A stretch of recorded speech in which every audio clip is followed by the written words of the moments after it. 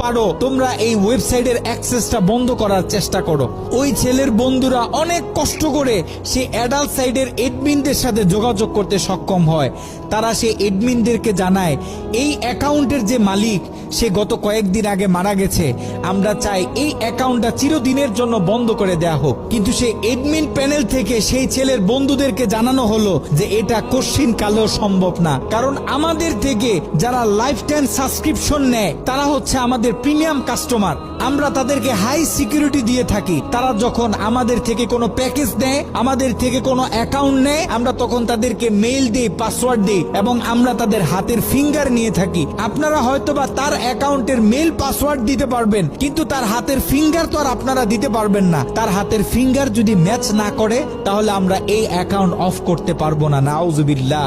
একটু চিন্তা করে দেখেন, ওই ছেলের রেখে যাওয়া অ্যাকাউন্ট থেকে যত মানুষ খারাপ কাজে লিপ্ত হবে, যত মানুষ পর্ন ভিডিও দেখবে, তত গুনাহ তার আমল নামায় যেতে থাকবে।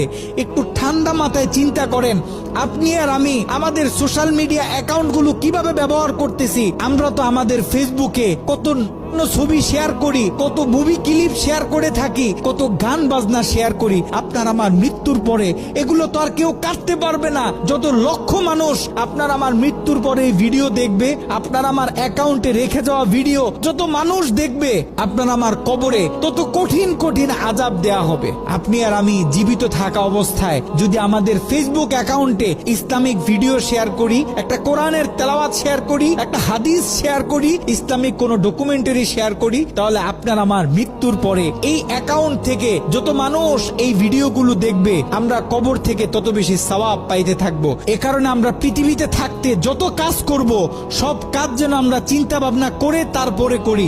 এমন কোনো কাজ করব না যে কাজ আমার মৃত্যুর পরে আমার কবরে আযাব বাড়িয়ে দিবে।